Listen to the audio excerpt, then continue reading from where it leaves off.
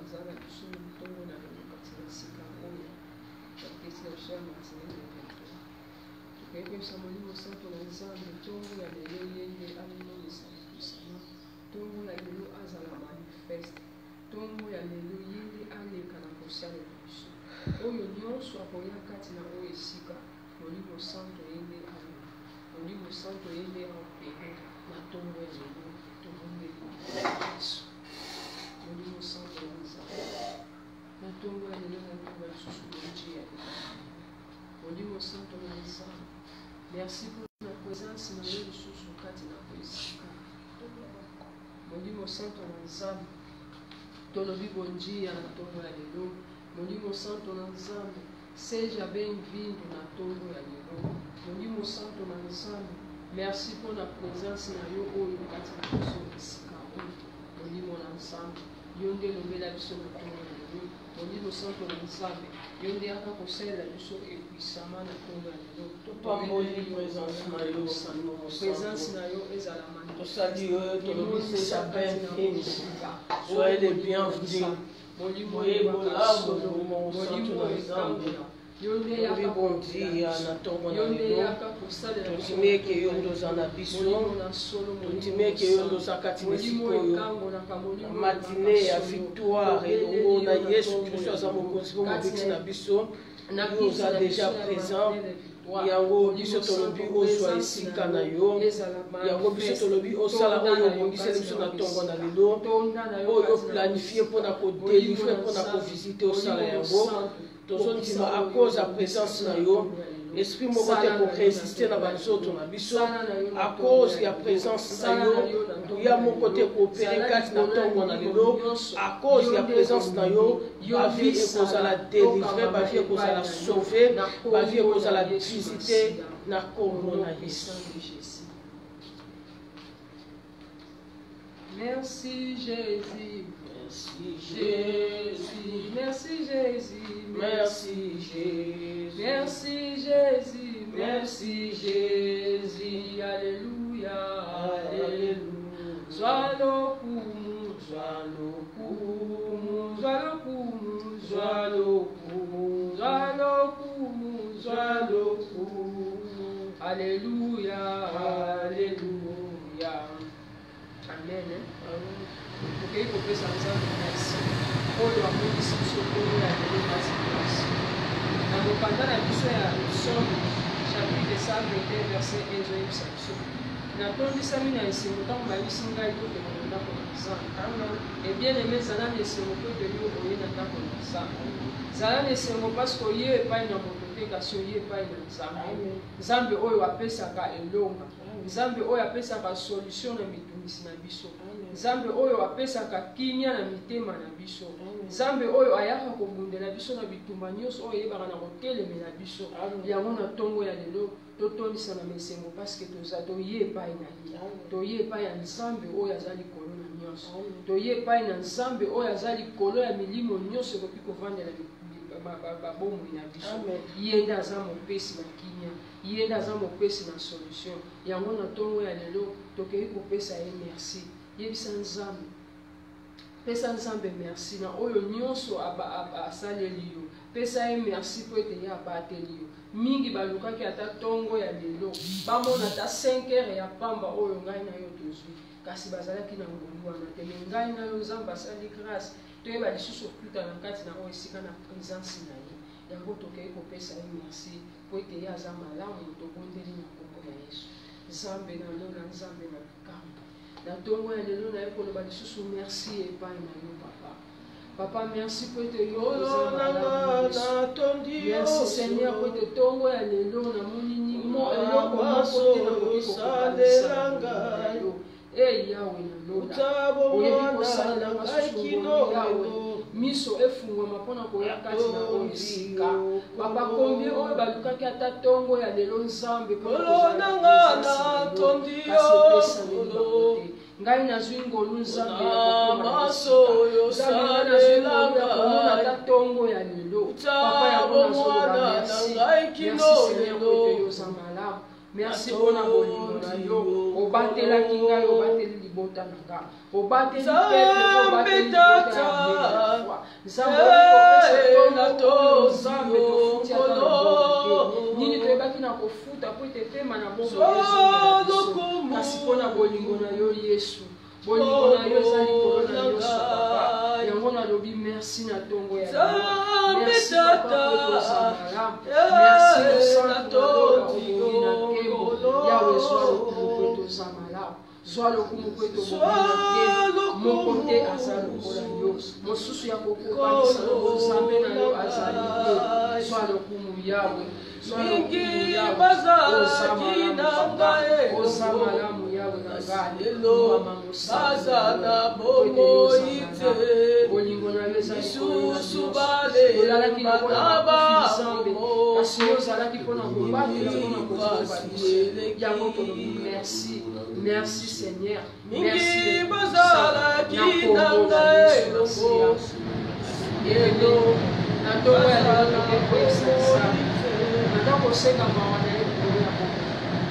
Pendant qu'on sait que mawana likolo ya etonga na yepe na libota na ya mbele la foi. Yebisa nzambe mawana yake na kolimbisa yo. Osala ki epesaki lokumu te. Okanisaki o epesaki lokumu te pa na nzambe. Pendant qu'on yebisa nzambe akitisa mawana ye. Et mawana yake na kolibisa masumu na biso to bodeli na kongo na biso. Nzambe na tongo ya lelo te susu ko mbale pa yo. Koloba ete yawe mawana yake talikolo ya bomo na ngai. Nzambe sopa mawa Yesu. Mawana yo papa na tongo ya lelo. Na ekolela mawana yo nzambe. Kolo kotanga mabunga na saite. Nzambe mawana yo ndeleka na kolimbisa ngai. Mawana yo nde nzambe leka na kopetola nga. Yawe soki okwaki nga na tongo ya lelo nzambe mosusu azali te. Kolo soki otangi mabunga na ngai Yesu na nzambe ekimelo te. Ekimelo na ngai nzambe ezali yo. Yango na tongo ya lelo papa naye kosenga mawana yo. Mawana yo nde nzambe ekende na kolimbisa ngai. Mawana yo papa ekende na kopetola nga. Papa sopa mawana yo na tongo ya lelo. Kati na libota na yo nzambe sopa mawa. Kati na peple na yo yawe sopa mawa.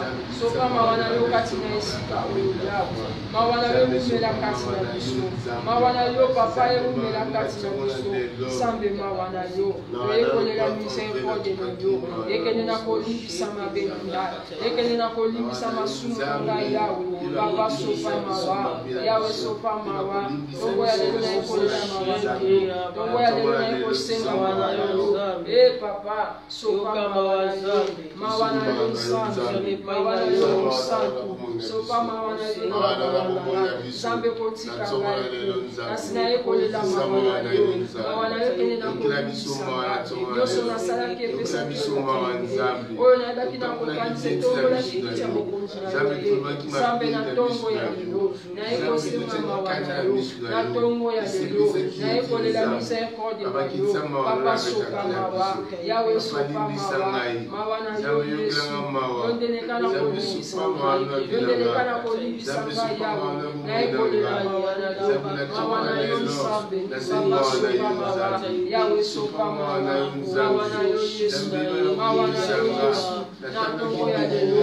Papa nayekolela mawana yo. Kitisa mawana yo katina. Kitisa mawana yo katina. Kitisa mawana yo Yesu. Mawana yo papa. Na tongo ya lelo. Na kongo na Yesu Masia. Mawana yo Yesu. Mawana yo Yesu.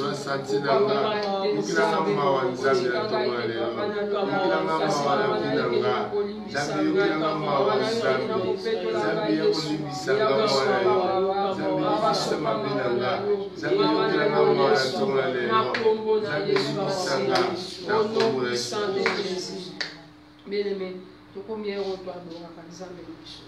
Mokanda na biso ya Psaume chapitre 30 verset 12 ezoyebisa biso.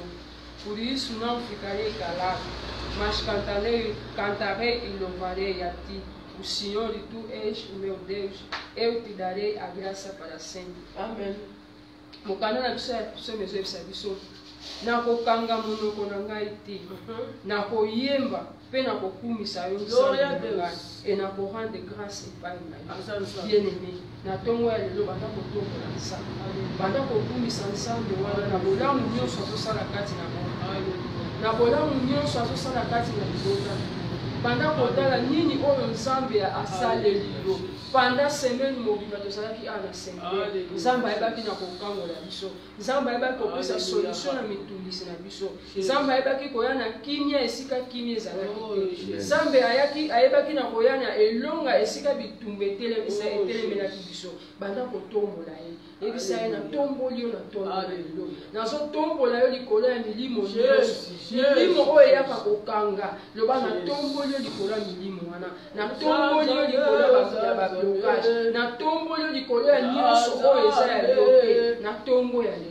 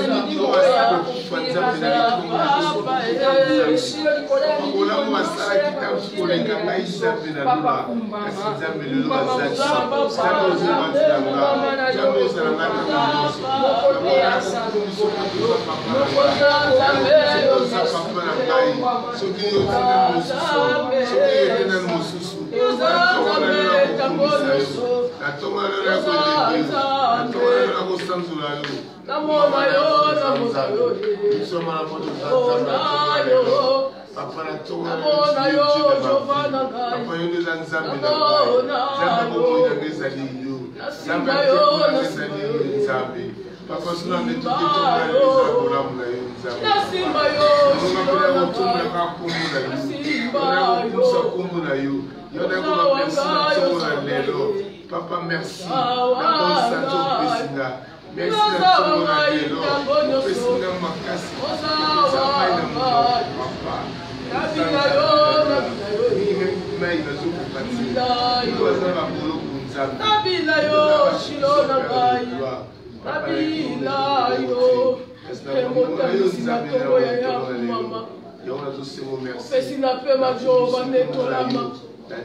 oya pesi ponte ya sika kumama makasi ya sika kumama ya sika kumama odinga libosa libomo kumama nzamba kotyela motema yo yaya elengi akosala toswaki epai na yo isibo totoki nyonso su ya ntongo na lelo yaya kumama mosantu na israeli ozawanga nzambe ya ntango nyonso olingo motema yesu kristu yaya mobali likonzi ya fami ya kotyela motema pase nzelaka alalaka te animbaka te jehova tongwama na yo moyenge bene oyo azosangisa biso na ntongo na lelo nzambe mokambo ya bomoi na biso nzambe longa na biso mokonzi ya milimo ya bato nyonso na sela oyo nzambe merci pour la délivrance oza koaccorde biso de jour au jour libeli na présence na méchanceté nyonso koyaka nzambe ngai azokumisa yo mosantu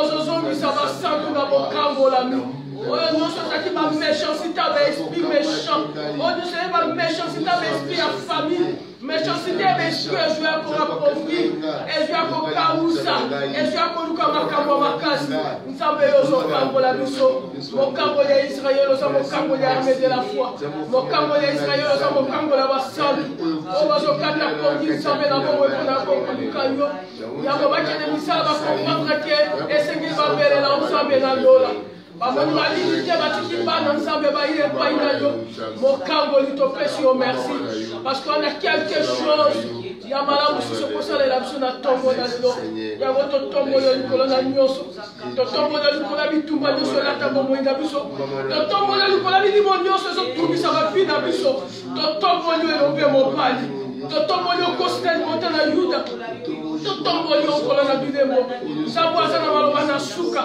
liboso ya bitumba ya moko na moko nzambe aza na maloba ya suka likola kolela ya moko na moko nzambe aza na maloba ya suka likola bapote ya mitema jehova jehova mama na yo nzambe alola mama na yo mokonzi na kokamo totomboli likolo ya nyonso oza nzambe lobela biso molimo mosantu lobela biso molimo mosantu lobela biso molimo mosantu lobela biso molimo mosantu tondimi na présence na yo e présence na eza absence totale ya satan mpe bademo na ye kati na esika oyo mpe na bavi ya bato na kombo na yesu kristo tobeti maboko po ete yesu aza mokolo apesi biso kombo malamu ata malamu oza merveille plus que merveille oza malamu koleka malamu oza bolingo koleka komba bolingo yango yango topesi yo merci oza nzambe ya solo sans plus tarder toza sur na présence ya nzambe nzambe na ngai nzambe andre leonard apambola so sur présence na yo kati na esika oyo tozocontinue na baenseignement na biso ndeka tolobaki esengeli tokoma avant mpona nini po comprendre mateya so comprendre mateya ekoriento malamu na prière etango oyo ye retard okokotaka na ambiance ya prière mais ozocomprendre que vraiment ozosambela ezali eza malamu connaissance etelevraka bible elobi bokoyeba solo eza ya nini ekanga solo eza maloba na nzambe amen lelo tozolobela milimo mosusu oyo etungisaka bomoi na bato mana likambo tozoloba prière ya bitumba likolo ya milimo nyonso oyo etungisaka bomoi na ngai d'ailleurs derrière toute situation, derrière tout problème, derrière tout combat, il y a un esprit qui est sponsorisé. Bitumba la biso c'est un autre côté, bitumba la biso c'est un molimo. Et molimo bazawana pour sponsoriser la situation médiocre, la situation bizarre de combats multipliés na kati na bomo na biso. Mais gloire soit rendue à notre Seigneur et Sauveur Jésus-Christ. Parce que la Bible dit, Aya peut pas détruire nini, mais ça la nuance ya diable. Et dans la zone dimandenge toujours la présence na yé, oh nuance ça œuvre ya diable. Peu importe durée na wona kata banzoto na biso, peu importe nombre ya bané, ce qui Jésus-Christ soit métaki fait. Na esprit oya banda ko tumisa mwana banda bo mwana.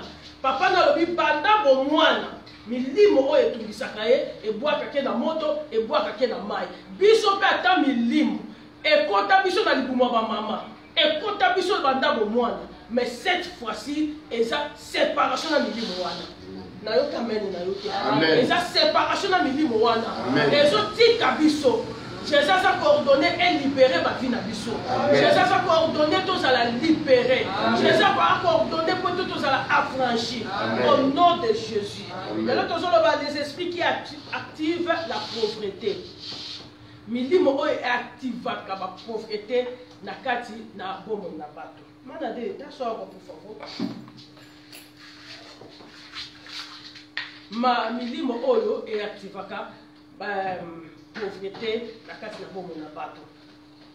Ils sont responsables de la pauvreté, misère, disette, souffrance dans la vie des gens. Baza milimo baza responsable. Merci.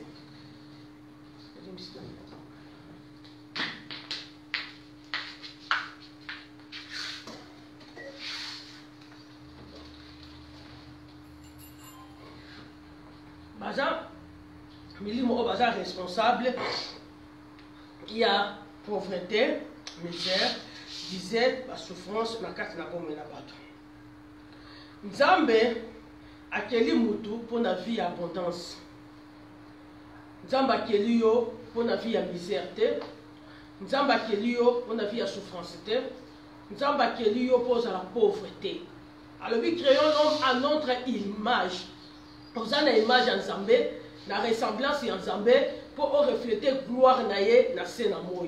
Mais Nzambe atindu yo te pour souffrir aux ala na kati na pauvreté. Au monde a pour s'enrichir et yo za na kati na misère te. Parce que Nzambe na biso akeli biso pour la vie il y a abondance. Yesu zoloba, je suis venu en fait que les brebis aient la vie et qu'elles soient dans l'abondance. Donc, pour ça, il y a des hommes. Ceux qui y sont ailleurs, les sous les alliés pour la nini. Alors, il y a pour m'empâter, bazalana, bazwa bomoi, pe bazala na kati ya abondance. Donc, les bossons bandit à l'objet, bazala na bomoi. Si maintenant, bazala na kati ya abondance. Donc, pour ça, il y a ceux alliés, ailleurs pour la nini, bazala na kati ya abondance. Ozala na kati ya capacité. Donc moko na mission ya Yesu Christ na mabele eza pour à rendre yo riche. Parce que abi ozala na kati ya abondance. Muto ozala na kati ya abondance. Donc azo lia ye moko, aza ko suffire na ba besoin na ye moko, pe azo ko kana ko suffire na ba besoin ya bato mosusu. Ya wana vie en abondance. Vie oyo abondante eza ndenge wana. Mais vie oyo mingi to vivaka eza ba vie ya ba juste mesure. Vie moko ya ba convalescent. Ba vie moko so suffire kana yo moko. Oso koka kolia, oso koka kolata, oso koka futa nda. Monsieur komi ko sunga penza bato, oso koka te. Vie wana te. Yesu ayeto za abondance déjà débordement ya bolam. Amen non? Dit que débordement ya bolam et ça le partage na yo. Amen. Débordement et abolam et ça la partage na yo. Amen. Il y a l'une des missions de Jésus sur la terre est pour nous rendre riches. Moko ya mission il y a Jésus Christ dans ma belé et ça pour rendre yo riche. Il y a une Bible zo bana 2 Corinthiens 8 verset 9 Bible lobby sur la croix il s'est fait pauvre. Des riches qu'il était, enfin par sa pauvreté vous fissiez enrichir. Na ekulusu Yesu Kristu amisala mobola na kibomengo ya zalaki nango na bolamo ya zalaki nango andimi ako azo pauvreté na biso po akoka na kosala biso bazu ndeko na ngai ko vivre na kati ya misère na kati ya pauvreté na kati ya échec na kati ya souffrance yaya eza na kati ya volonté ya Nzambe na biso te. Ezate yango Nzambe alingi pona bana na ye. Ezate yango Nzambe alingi pona vie na yo. Bible zoloba Yesu amisalaki mobola po biso tozala bazwi. Bible bi naki mo ki bozwi o yazalaki nango. Na gloire nyonso yazalaki nango mais andimia koma nani mobola po biso tozala nini tozala bazwi. Yaya na kati na vie chrétienne eza vie ya souffrance te. Eza vie ya ko grincer dans te. Tu as un prince, tu as un héritier avec Jésus-Christ. Nous sommes Christ et un biso. Ndenge amisala ki probi na bozu o yazala ki nango. Mais intimi nana se rabesa comme mobola pour na nini biso tozwa. Yaya au vivre en abondance, au vivre na kati ya richesse et ça partage la biso.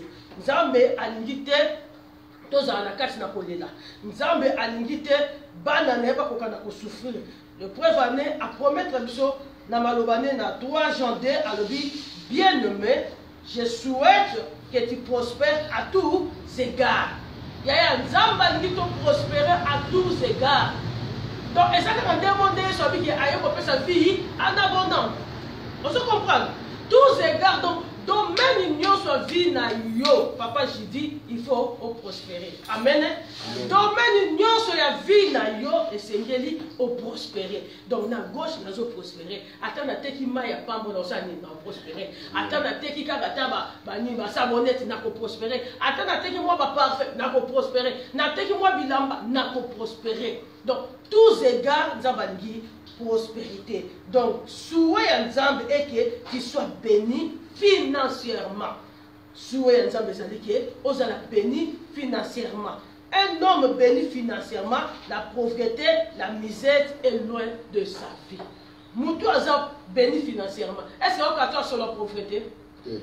Ayoka sur la misère. Ayoka oh ba makambo ba souffrance ba nzala banini. Te ya motike ke nzala partage na yo. Donc la nzamba lingi o prospérer à tous égards ya tike ke bénédiction financière et à la partage na yo. Bénédiction financière et à la partage na yo. Dans son déclaré Nicolas Moutoumoko na tongo na lelo okokufa pauvreté. Okokufa pauvreté. Non Jésus ne koulou so kufa ki pauvre po yo za la mosu. Donc okokufa pauvreté. Oko sepela na bomengo ya mokili oyo. Oko lia otondi ebaye. Okolia otondi obaye. Mutu moko loba na okufa penza na tondi na lembi. Na komo banza besomo moina ngai. Ya yo okufa pauvreté. Ki mobangi tu ya pauvre comme ma paix. Mobangi ya pauvre akoma ka chatu batu babayaka ye. Ya yo fo koma ato komi koko za lokola David ozaka na mbongo batu baso lengelo na kikoko na yo. Amen. Et ça la partage na yo. Amen. Ya ba esprit oyo e activaka pauvreté baza wana pour introduire toute vie ya échec. Baza wana pour introduire vie ya mutu na livre ya ba échec. Ba milimo oyo lelo tosolo ba na milimo oyo e activaka etindikaka mutu donc e bakisaka pauvreté na kati ya bomo ya mutu azo souffrir ne mais baso maliki ya wosusu mutu azo souffrir ne mais baso memele kaka mikaka tano. Amen. Donc baza wana pona ko introduire mutu na kati na livre ya ba échec baza ko imposer mode ya vie na bango e pa ya mutu. Zambe alingi mutu à vivre en abondance, Zambe alingi mutu à vivre en prospérité à tous égards, mais bango bazoya ko poser mode ya vie na bango na kati na bomo ko imposer plutôt mode ya vie na bango et pas ya mutu. Donc mutu à vivre ndenge bango balingi. So balingi na pauvreté, so balingi na kati na makamo mabe, mais na tongo na lelo mode de vie nyos o eza imposé na kati na vie na yo. Yaya ekosila makasi na yo. Nalobi mode de vie nous est imposé par ya bandoki et c'est la famille na yo. Et aussi la makasi na vie na yo. Et aussi la makasi na vie na yo. Imposer na mode de vie ya ba échec et aussi la makasi. Imposer na mode de vie ya pauvreté et aussi la makasi. Imposer na mode de vie ya souffrance kaka. Oyo kaka ko sepela ba ninga yo sepela katete mode de vie wana aussi la makasi. Na kombo na Yesu Christ aussi la makasi. Amen. Ma milimo baza pona bicho na bango bicho liboso to bandiko loba rendre l'homme ridicule ko sa bomo ya muta koma ridicule ndeko nanga soko za pauvre même petit frère même petite sœur mwana duna suka avo otinda yo moto aza pauvre akoma ne ridicule mutu ya ko considérer penza aza kate. Oka même leki yaya sala boy soko na ka voiture wana yesa okosala pona ni ye mutu azana mbo yaya eza malamu te. Bible sur le Proverbe 22:7 Bible dit les riches dominent sur le pauvre. Proverbe 22:7 les riches dominent sur le pauvre. Riche a dominé en écart. Yaya mutu ana mbo dominara ataza mwana mukie akodomine na ba mama na ba papa na ba yaya yenda akoma mama yenda akoma nyonso. Deuxième but, rendre l'homme malheureux. Mutu aza pauvre azakane mutu esengote azakane ka malheureux. Et troisième but ya ba esprit on a kati na bomo na mutu rendre l'homme sans valeur. Yaya mutu oyo aza mobola akoma l'esprit ya mendicité.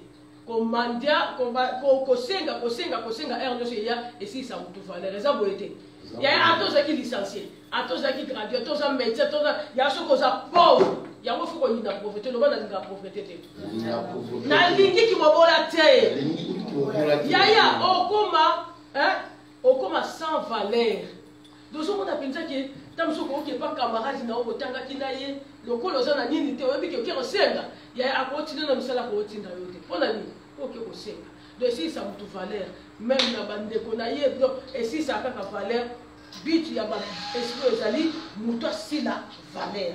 Et quatrième but ezali pour enlever la paix et la joie. Mutu oyo aza pauvre aza na passe aza na misère ya aza na esengote na kosi ya esengoni na ozana kimia ni na ozana o tant que na fadi bona na bana bazolela nzala yebisanga kimia ni motema mama ozana ozotala bobana tamso te loko malonga boy ya kolata te bakende pe na église babima na miso bato ya kimia ni yo ozana kimia te mutu aza mobola aza na kati ya misère ya ako ozana kimia te ozana esengote et yango pe mema bato na motema mapenda ko yina donc so makake neti ngana yana ngo tika batu na mokili Donc bango nde babonganga naza oka mobengisa nalingi na ngai te nalingi na te po na kati na bango ale na okende bozani boseka papa nanga boseka ndenge na lali bango balataka bien donc ozomona pauvreté eza mabe et comme eza ça mutu kimia eza ça mutu pe eseno et cinquième but eza po ba mener mort moko précoce kufa ya mbangu yaya ebele ya bato bakufa avant l'âge eza pona passe amen eza passe donc ozomona nako neti biso na Afrique wana okende boye hôpital natonga pamba somba nini boye somba eloko boye somba yaya tango so komi na mutu mbongo eza te bosali bozongi pokuna pe avo basimba onini mbongo soki mbongo eza te boye basimba ezali mutu akufa te yaya bato so bakufa baliwa ya mbango eza po bozwi ezali pauvreté memaka mutu na liwa ya mbango musu pe maladi te tellement vie eleki pasi basusi elati nzoto estome boya te oya bamaladi ebele ebotamaka na nsima susi motu mpe akokufa avant l'âge et sixième but baza koamene masque ya vieillesse somona motu aza pauvre avieillissaka mbango bakokotia riche moko ya 50 ans batie pauvre ya 35 ans oyebi ke pauvre akomona na mokolo na ye mpo na nini vie eza différent. Donc, il y a la bourgeoisie, il y a la médiocrité. Donc, il mafuta malonga, mafuta pakolaga, il y a un côté seigneur pakolaga, mais riche, vie na ezande musumu ne kande musus. Donc, qui bayaka na masque ya vieillesse, mutoko nuna avant, mais azo biso âge nae azane mona muki. Septième but, ezali amène la solitude dans l'homme. Ba memaka solitude, mutoso salaka yemoko. Donc, nous avons mutu akoko yinam ko yinama même atena bandeko na mboko bandeko ne pe bako considérer été ya mutu asa pauvre donc on teka na famille vous êtes mususu 8 yo asa pauvre ya même na ndako neza parce qu'on a kontala na kosi batala na ga ba mona ba ah nzambe no ba na ko kufa pauvreté na linga ki mobola te na yina ngo makasi ya Bible Zoloba, tous les frères du pauvre les haïssent. Combien plus ses amis s'éloignent-ils de lui? Proverbe 19:7. Proverbe 19:7. Balobi bakamara binyo so moba asani. Ba ndeko lebo asani ba yinakaye. Et bon bakamara du kutu ba s'éloigner. Ya so sa mobola ba oyana ba wote. Ndako riche apesa ka to boya ba ngoka atako tu photo ko ka apeta photo kwa nini? Kamsumo mkemkebi. Quand les sera tant dans la foutu transport dans les hôtels aux amobola, mais on peut me dire maintenant tu vas y être maintenant merci maman les cabanes de goye donc moi je prends la yo exact moi bah tu vas que c'est éloigné dans les propre pour aller nous pour eloko exact yaya ba esprit olo ba teraka espoir ya moto complètement quoi qu'il soit quoi qu'il est vivant ba bilimo olo ba teraka espoir ya moto ya so mtu ana pasi abona kani tipie seni esuki nango ya onkoza na Yesu sa malamu atana na pasi na so ba ke un jour Yesu akosani akoshanze vie na ngai akoshanze pe position na ngai mais mutu azana Yesu te yaya na pasi te donc abona kanga vie na ngai esili nango amen ya nzamba zo lukumu to so sambela pesa nzambe merci on a message à ton na lelo te to ta prière mais gros aussi na ya baba Mambo.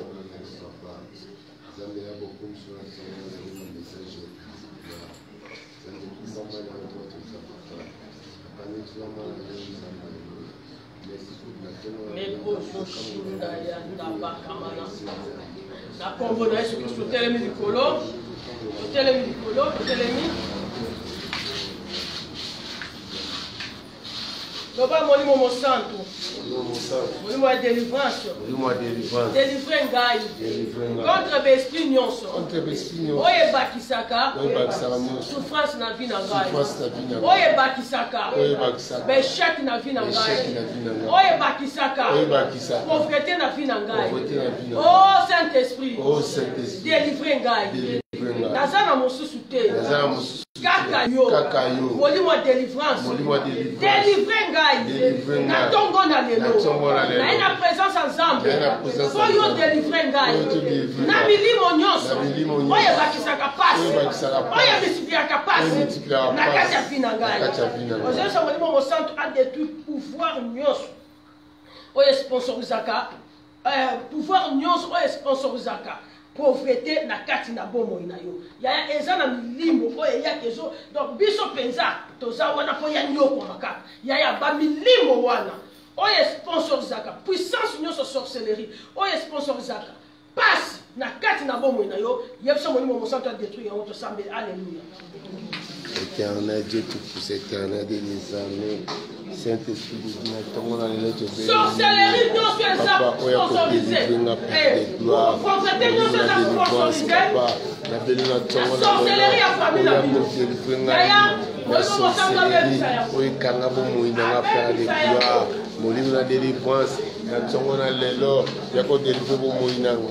Saint-Esprit de Dieu, na belé de la tongo na la kacha binanga na belé Oli mama ça pour détruire na so parole au chrétien non c'est sponsorisé et pas ya bando qui a du monde dans ngai et pas ya bando qui a du monde dans ngai au chrétien non c'est sponsorisé abando qui a du monde dans ngai oli mama ça yaka ko détruire yango oli mama ça yaka ko détruire yango ya sambela sambela sambela sambela sambela bayaka wana batindi bango yo bakisaka pasi na bomo na ye yo bakisaka baproblème na bomo na ye yeso molimo mosaku esprit nyonso eza sponsorisé mpona kobakisaka pasi na vi na yo olingo bimisa mutu pasi eye olingo omona momola muke pasi eye olingo banda korene muke pasi eye esprit wana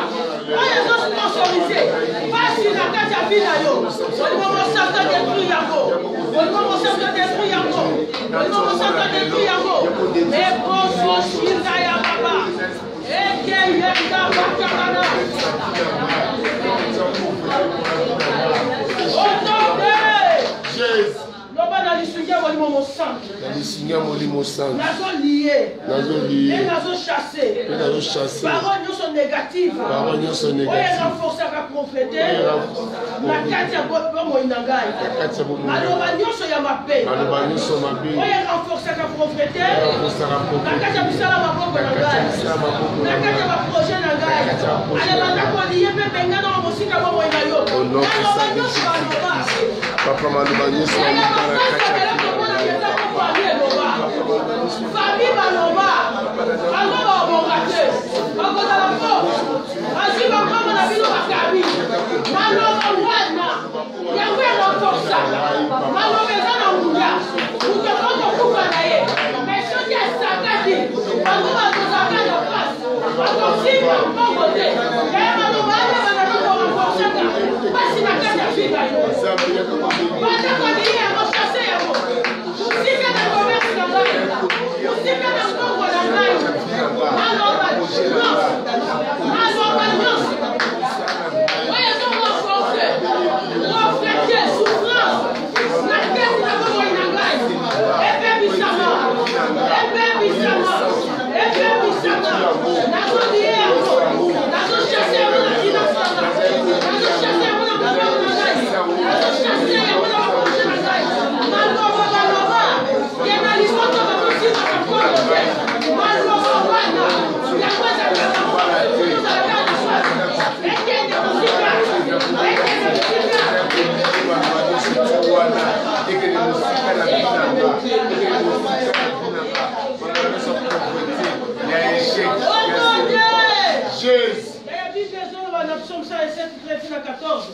dans leur détresse na pasi na bango bagangaki epai na nzambe nzambe abimisaki bango na kati na molili oyo nyonso ya kufa mpe nzambe akataki basinga na bango loba molimo mosantu molimo ya délivrance na ntongo na lelo kata basinga nyonso ya kindoki bakanga na maboko na ngai molimo mosantu molimo ya délivrance kata basinga kata basinga nyonso bakanga na maboko na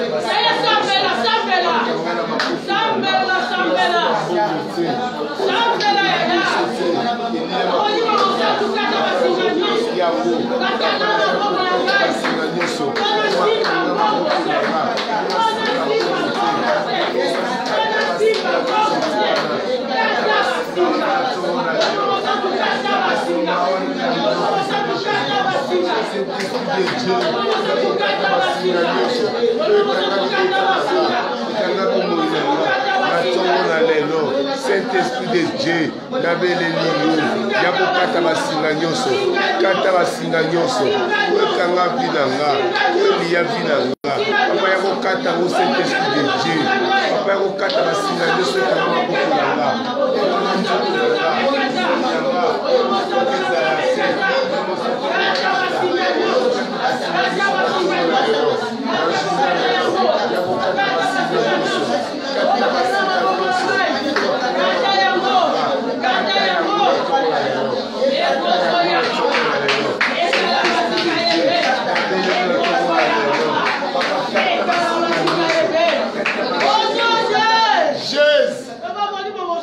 Molimo Santo. Molimo Santo. Bitumba na zanango. Bitumba na zanango. Eza na makasi na ngai te. Eza na makasi na ngai te. Eza na munya na ngai te. Eza na munya na ngai te. Kaka yo mtu okango. Kaka yo mtu okango. Molimo Santo. Molimo Santo. Bitumba na zanango. Bitumba na zanango. Na finance na ngai. Na finance na ngai. Na makasi na ngai te. Na makasi na ngai te. Na munya na ngai te. Na munya na ngai te. Kaka yo mtu okango. Kaka yo mtu okango la ngai. Yabisa molimo Santo. Eloko nyonso bonguna atia na maboko na ngai. Pona simba kambongo epele te. Longola yango na tongo na lelo tosambeli. Eza na biloko batia. Bongo yozo simba yango te nzamba bongisa yo simba. Yabisa molimo Santo longola. Eloko nyonso ya kindoki batia na maboko na yo. Bo simba bongo epele te. Bongo yo simba yango te. Sasa liloza la abondance. Abondance eza mondio pesi bandeko. Mondio mondio mondio pesi bandeko.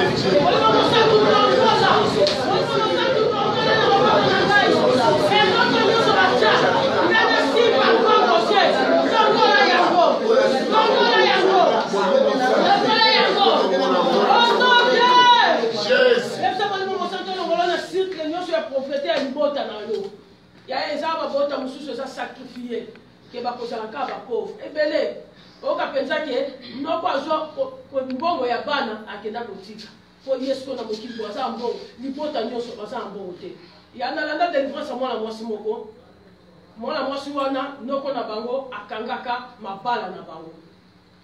Tangu kaba bandi ko bala mbala moko mbongo ezate.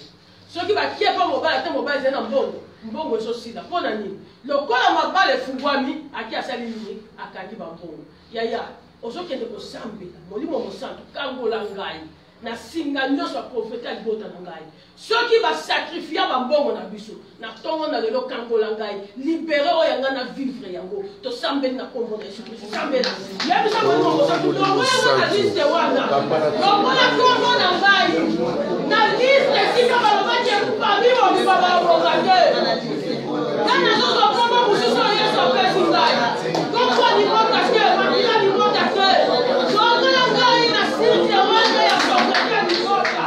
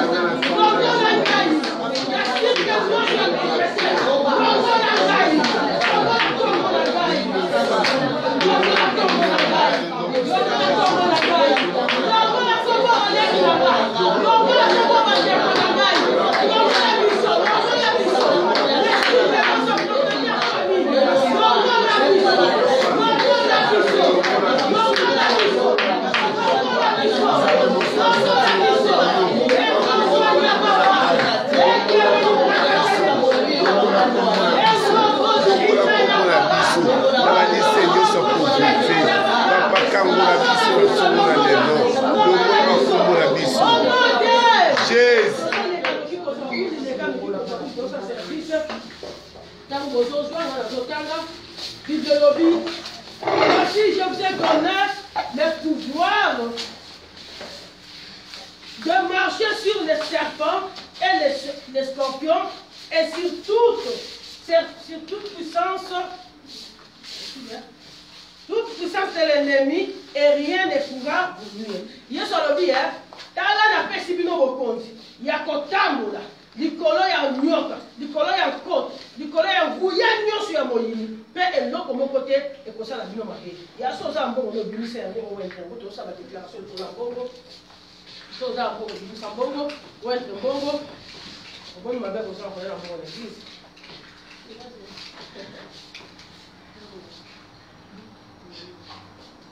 owentre mbongo odeklare likolo nango okomo de kopesa pe mutu asali ka ba déclaration soki silo na sima nga bomba ka wote nga chaka ko ma ko dia nga ya to so sambela ko na okadeta ya eloko nyonso za matoi omama so balobi asimba ka mbongo te ma kopesa mana fali bo sala ko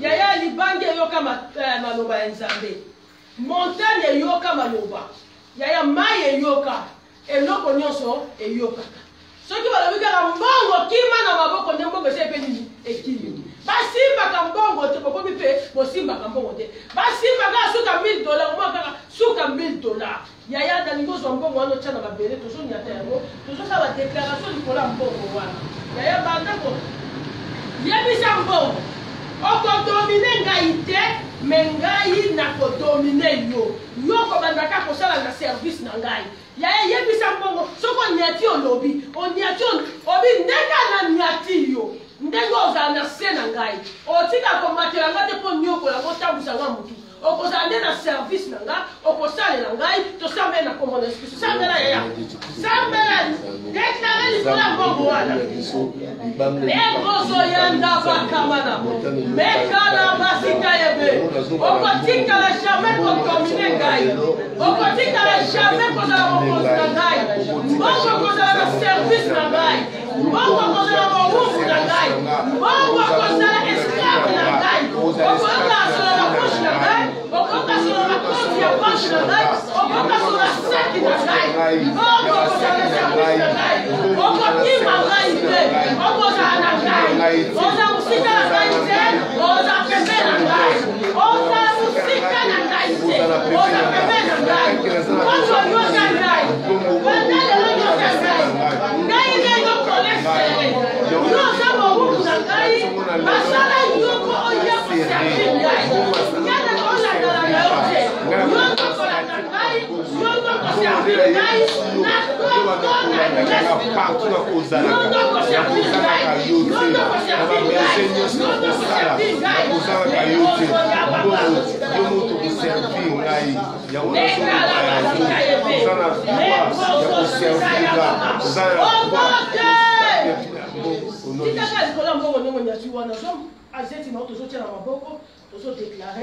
les gros oshina. Parce qu'en plus, nous sommes vraiment il y a lavage des mains, mais faute il y a temps, nous sommes les cas dans le amen. Il y a un problème à midi, votre problème à midi. Vous en pouvez midi. Moi, mon centre, on a 4 à amen. J'ai briser nuance. Il y a ça, mon centre, à ça, ma boko, no, et ma prospérité divine. Donc, à planter de ma boko, na yo, na kati na boju.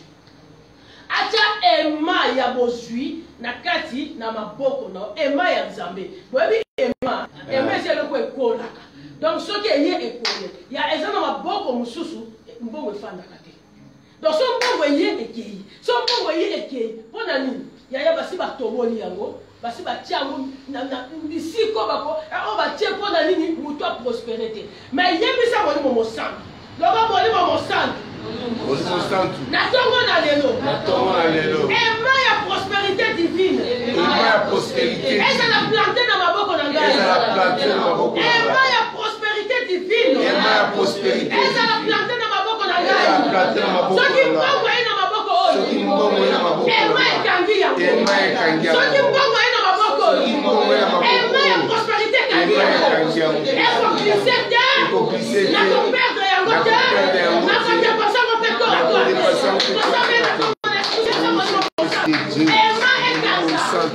Papatinda Ema ekanga maboko na biso ya prospérité divine ekanga ma papa ekanga na maboko na nga ekanga nyonso tu ya prospérité divine Ema ekanga maboko nyonso tu Molimo Santo Ema ya prospérité divine plante yango na bomoi na nga na maboko na ngai plante yango Ema ya prospérité divine plante Ema ya mbongo na maboko na nga ekanga bambongo nyonso tu ekanga bambongo nyonso tu Ema ya prospérité divine Saint-Esprit de Dieu nabelela ntongo na lelo ezala plante na kati ya vi na nga ezala plante na maboko na ngai ezala plante Jésus na kombo na Yesu Kristo mpe na nguya Molimo Santo alliance nyonso ya pauvreté oyo esalama na kati ya libota na nga ezala bato aza bomoi ezala bato mpona profete vi na nga ezala brise na kombo na Yesu. Eza na alliance diabolique démoniaque ya famille esalama pour la prospérité ya bavie ya bato. Il y a une alliance qui n'est jamais brisée sans que nous ayons une alliance. Il faut briser l'alliance à Kalapo contre une alliance.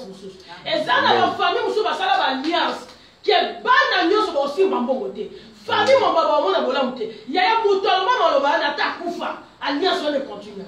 Il y a un bouton brisé. Mon livre, mon sang. Mon livre, mon sang. Alliance, la pauvreté, la famille, dans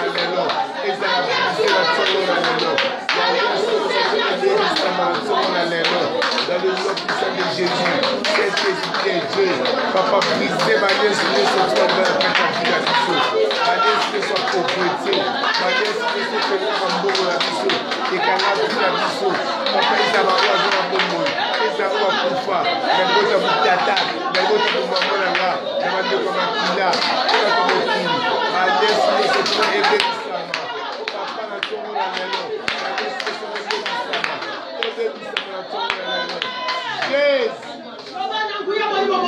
Nanguya Molimo Mosanto. Moto Molimo Santo. Natongo na lelo.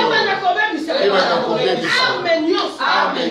nyonso ya pauvreté ya pauvreté oyo basiblaka oyo basiblaka contre prospérité contre prospérité oyo babetaka oyo babetaka contre bozwi na ngai contre bozwi na ngai mboka molimo mosango mboka molimo ezikisa ezikisa ezala bampuka ezala bampuka ezala bampesa kindoki ezala bampesa kindoki ezala bobokwa kindoki ezala bobokwa oyo eyaka oyo eyaka eyiba mboka oyo eyiba mboka ekausa mboka ekausa mboka alesika tosala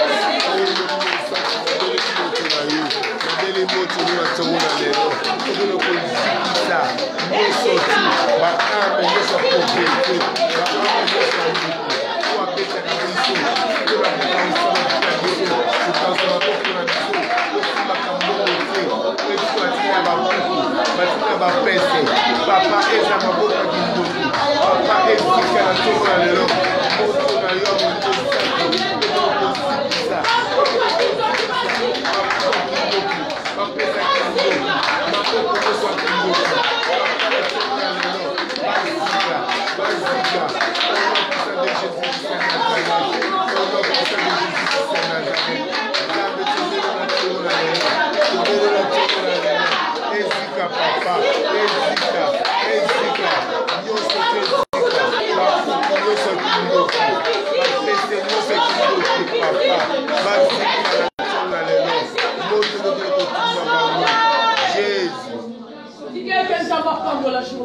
Amen. Mai nyonso komela epambola. Amen. Biloko nyonso kolia epambola. Amen. Okota kobima no epambola. Amen. Misala maboko no epambola. Amen. Okobima ba ange bazala na surveillance na yo. Amen. La délégué ministère angélique passe la surveillance ya journée no mobimba. Amen. Okokota esika nyonso ba ange ba ko adianta. Amen. Esika nyonso yo ko nyate kopesa mela yo. Amen. Mabele oyo ekoboya yo te. Amen. Oyo yango esimbi esanze epesa. Amen. Richesse ya mabele epesa mela. Amen. Nalobi nyonso yo kosala okoluka nzambe asalaki otrouve grâce ozwa yango Amen. osia motema no nzambe akokisa Amen. nalobi okozala butu mokila te Amen. esika yo ozali nguya moko te komela yo ndo komela Amen. limo moko te kokonza yo ndo okonza Amen. esprit moko te ekodomine yo ndo kodomine Amen. oza na esprit supérieur ya nzambe Amen. esprit supérieur ya nzambe Amen. esprit supérieur ya nzambe Amen. au nom de Jésus.